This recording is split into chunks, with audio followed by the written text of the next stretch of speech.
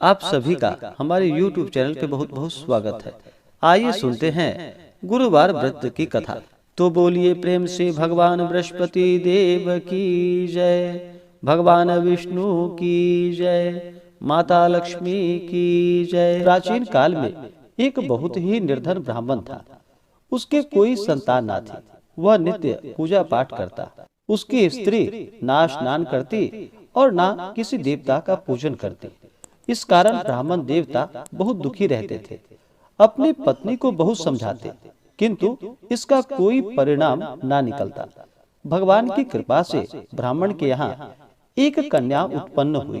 कन्या बड़ी होने लगी।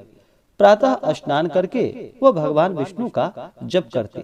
बृहस्पतिवार का व्रत भी करने लगी।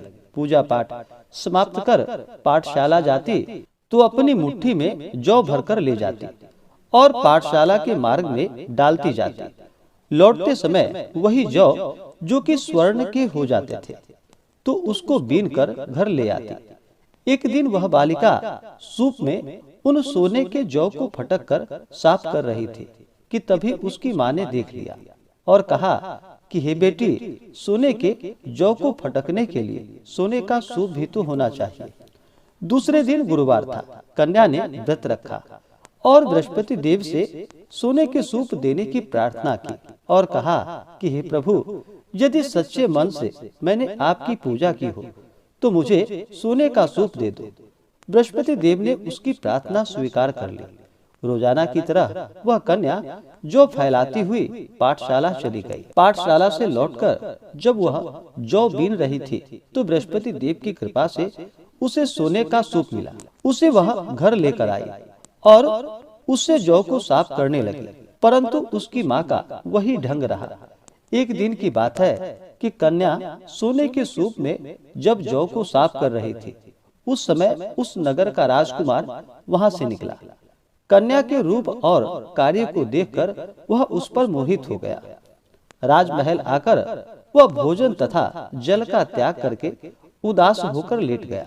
राजा को जब राजकुमार द्वारा अन्न जल त्यागने का समाचार प्राप्त हुआ तो अपने मंत्रियों के साथ वह अपने पुत्र के पास गया और पूछा कि हे बेटा, तुम्हें किस बात का कष्ट है? किसी ने तुम्हारा अपमान तो नहीं किया अथवा कोई और कारण है? मुझे बतलाओ, मैं वही कार्य करूंगा जिससे कि तुम्हें प्रसन्नता की प्राप्ति हो।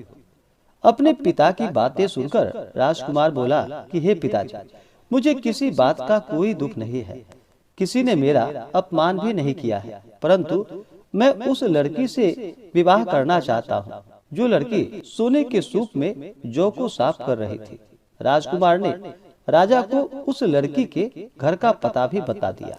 मंत्री उस लड़की के घर गया। मंत्री ने ब्राह्मण के समक्ष राजा की ओर से निवेदन किया।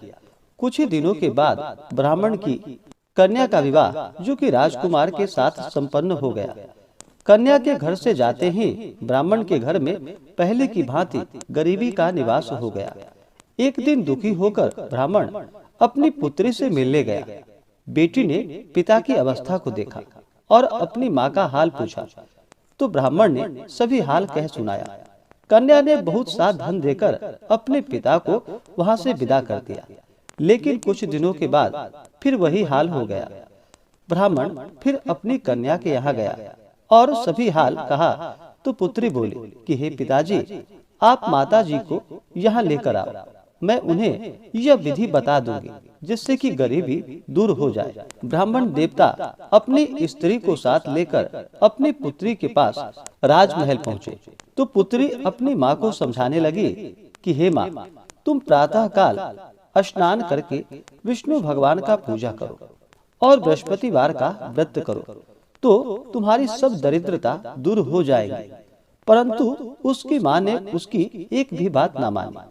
वह प्रातः काल उठकर अपनी पुत्री के बच्चों का जूठन को खा लेती थी।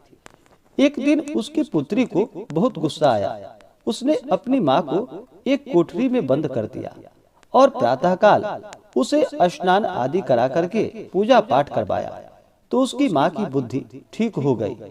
इसके बाद वह नियम पूर्वक प्रत्येक दिन पूजा पाठ करने लगी और प्रत्येक बृहस्पतिवार को व्रत भी करने लगी। इस व्रत के प्रभाव से उसे सभी प्रकार के सुख और समृद्धि की प्राप्ति हुई और मृत्यु के बाद वह स्वर्ग को गई। वह ब्राह्मण भी सुखपूर्वक इस लोक का सुख भोग कर स्वर्ग को प्राप्त हुआ।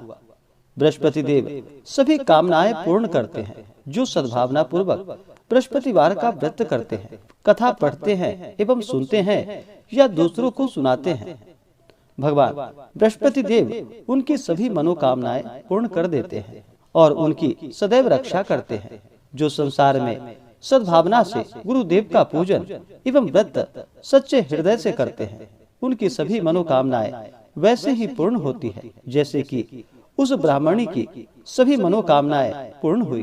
बृहस्पति देव की कथा का गुणगान किया तो उसकी सभी इच्छाएं बृहस्पति देव जी ने पूर्ण कर दी।